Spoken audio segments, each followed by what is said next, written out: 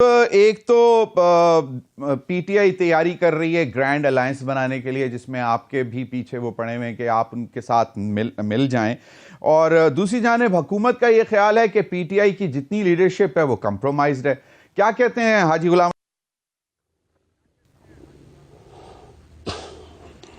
بسم اللہ الرحمن الرحیم۔ آپ کا شکریہ۔ میرے دو بھائی بیٹے ہیں پی ٹی آئی، اور کوڑو صاحب ہمارے سینئر رہنما ہیں، ہمارے بھائی ہیں۔ اصل بات یہ ہے نا کہ میں تو یہ سمجھتا ہوں ذاتی حیثیت میں اور بحیثیت جماعت علماء اسلام، ہم دو چیزیں سمجھتے ہیں کہ ملک میں جس طرح کے الیکشن ہوئے ہیں، اب الیکشن ہو گئے اور ایک پروسیس ہے کہ یہ کس طرف جائے گا اور کون اس کا فیصلہ کرے گا۔ ہم چونکہ آئین اور قانون کے امبریلے کے نیچے جدوجہد کرنے کے قائل ہیں، تو اور ماضی کو جب آپ دیکھ لیں، اسی طرح بکھری ہوئی اپوزیشن ہمیشہ پہلے اسمبلی میں اکٹھی ہو جاتی ہے اور پھر ایشو ٹو ایشو پر بات کر کے وہ اس طرح بن جاتی ہے کہ پھر باہر کے لیے بھی ہمیشہ اگر آپ ماضی دیکھیں تو ایک ہو جاتی ہے۔ لیکن میں یہ سمجھتا ہوں کہ اس وقت ملک میں جو ہمارے معاشی صورتحال ہے اور جو سیاسی صورتحال ہے، اور اس میں اگر ہمارے سینئر وزراء، مثلا میں نام نہیں لینا چاہتا، لیکن یہ بتائے کہ اگر ایک شخص یا ایک جماعت کے کچھ لوگ آپ کہتے ہیں کہ آپ کے مائنڈ میں کمپرومائز ہے، تو پھر تانے دینے کی ضرورت کیا ہے؟ پھر تو کام چلانا چاہیے۔ اگر ہم تانے دیں گے تو مطلب ہے دشمنیاں پیدا کریں گے۔ پاکستان اس وقت دیکھیں، اس وقت پاکستان کسی بحران کا متحمل نہیں ہو سکتا، اور اب یہ جو کچھ ہو رہا ہے، دیکھو کل جو بلوچستان میں ہوا، یا جس طرح ہمارے کے پی کے میں سب کچھ ہو رہا ہے، ہمیں چاہیے کہ ہم اختلافات کو رکھتے ہوئے ملک کو ایک ایسے نچ پہ لے جانے کی کوشش کرے جہاں مشکلات کو ختم تو نہیں کر سکتے، لیکن کم از کم ہم کم کریں۔ اب ایک سوال، دوسری سوال یہ ہے، آپ نے کہا دیکھیں ہم نے اپنے 26ویں ترمیم میں، آئینی ترمیم میں آپ نے ہمارے جماعت کا اور خاص کر مولانا فضل الرحمان صاحب کا رول دیکھا کہ پی ٹی آئی کے ساتھ بہت وسیع اختلافات کے باوجود بھی ہم نے ان کو آن بورڈ لیا، اور اس میں پھر پیپلز پارٹی نے، مسلم لیگ نے، باقی جماعتوں نے بھی اپنا حصہ ڈالا۔ اب ایک آئینی ترمیم پارلیمنٹ نے منظور کر لی، لیکن اس منظوری جو ہے اس کی جلتی نے اس کو مشکوک بنا دیا۔ اگر 2 دن ڈیبیٹ ہوتا اور کوڑو صاحب اس پہ بحث کرتے، باقی ہمارے سینئر رہنما اس پہ بحث کرتے اور اچھائی کی طرف جاتے، کیونکہ قانون سازی اگر ہمارا مائنڈ یہ ہے کہ ہم اچھائی کے لیے کریں گے تو اس پہ بحث کوئی پابندی نہیں ہے، لیکن منظور ہو گئی، لیکن اس کے بعد جو قانون سازی ہوئی اس نے 26ویں آئینی ترمیم کو مشکوک بنا دیا۔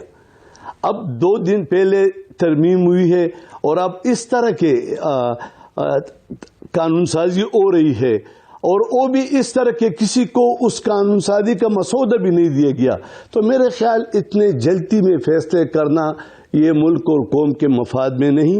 میرا حاجی غلام علی صاحب صحیح، حاجی غلام علی صاحب بیسک میرا کوسچن جو تھا، اس پر بھی آگے چل کر بات کریں گے۔ میرا کوسچن یہ تھا کہ کیا جے یو آئی فے جو ہے وہ باقاعدہ گرینڈ الائنس میں چلے گی؟ دیکھیں ہمارا فیصلہ جو ہے مرکزی شورا کرے گی، میں خود مرکزی شورا کا رکن ہوں اپنی جماعت کا، لیکن پارلیمنٹ میں یکجا ہو کے اگر اس طرح کی قانون سازی ہوں گے اور اس طرح آئین اور اسمبلی کو بلڈوز کیا جائے گا، تو پھر تمام سیاسی جماعتیں سوچیں گی کہ گرینڈ الائنس کی طرف جائیں گے تو کچھ ان کے احساسات ہوں گے، کچھ جذبات ہوں گے، کچھ ان کو دکھ پہنچا ہوگا، تو میں کہتا ہوں کہ حکومت اس طرف نہ جائے، لیکن یہ ہے کہ اب مولانا صاحب آئیں گے، ہمارا اگر گرینڈ الائنس بننا ہے تو پھر شورا کا اجلاس ہوگا، جماعت ایک فیصلہ کرے گی، اور جماعت نے جو شورا کا اجلاس ڈیسائیڈ کرے گا. بالکل صحیح فرمایا آپ نے، بالکل صحیح. بالکل صحیح. ایک چیز بتائیں، جب 26ویں آئینی ترمیم ہو رہی تھی تو سب نے کہا کہ اس میں بلاول بھٹو زرداری صاحب نے بہت اہم کردار ادا کیا، اور یقیناً ہم دیکھ بھی رہے تھے کہ جو جس طرح کی meetings, back to back meeting, صبح کے 3-3 4-4 بجے تک جو ہے میٹنگز کی جا رہی تھیں، اور اس میں جو یقیناً وہ بہت اہم کردار تھا بلاول بھٹو زرداری صاحب کا. لیکن اب اگر بلاول بھٹو صاحب جوڈیشل کمیشن سے شاید اس کا حصہ بننے سے ذرا ہچکچاہٹ ہے، اس کی کیا وجہ نظر آتی ہے کہ 26ویں آئینی ترمیم کے تحت ہی یہ وہ جوڈیشل کمیشن بن رہا ہے جس میں بلاول بھٹو صاحب کو بیٹھنا تھا؟ دیکھیں، ہم آپس میں سیاسی جماعتیں کبھی اختلاف میں ہوں گے، کبھی آپس میں ہماری کولیشن ہوگی، کبھی پیپلز پارٹی کے خلاف ہوں گے، کبھی پیپل پارٹی کے ہمارے ساتھ کولیشن ہوگی، یا باقی سیاسی جماعتوں کا. یہ پارلیمنٹ کا آئینی اور دستوری ان کو یہ حق دیا گیا ہے کہ اس پہ بحث کریں. لیکن جہاں تک عدلیہ ہے، جوڈیشل کمیشن ہے، یہ جس مائنڈ سے بنا ہوا ہے، آپ دیکھ لیں کہ آپ کے بقول کہ بلاول بھٹو زرداری صاحب اس پہ ذرا پریشان ہے. اب ہوئے ہے 1 ہفتہ بھی نہیں گزرا، اور ہمیشہ ترمیم آئین میں ہوتی ہے، یہ عشروں کے لیے ہوتی ہے، 20-20 30-30 سال کے لیے. اب یہ بتائے، اگر ہمارا ایک جو ادارہ ہے عدلیہ، ہمیں چاہیے کہ ہم کوشش کریں جس کی بھی حکومت ہو کہ عدلیہ کو ہمیشہ غیر جانبدار رہنے کے لیے ہم اپنی طاقت اور قوت استعمال کریں.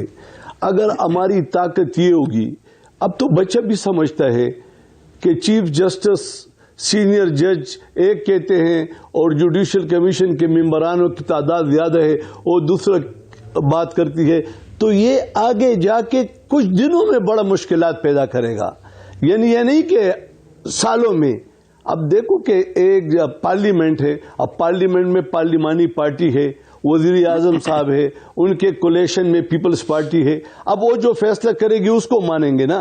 اور اگر ہم اس سے باہر سے لوگوں کو بلا کے کہیں گے کہ پارلیمنٹ میں اس کے ووٹ شمار کیے جائیں، تو میں یہ کہتا ہوں کہ ہم نے اس ملک کی مضبوطی کے لیے کام کرنا چاہیے.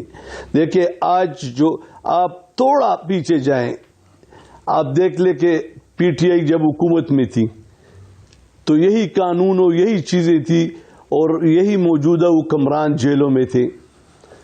پیپلز پارٹی کے ہمارے محترمہ، ان کی بہن آصف علی زرداری صاحب کی جیل میں تھی، اور ہمارے لوگ جیلوں میں تھے.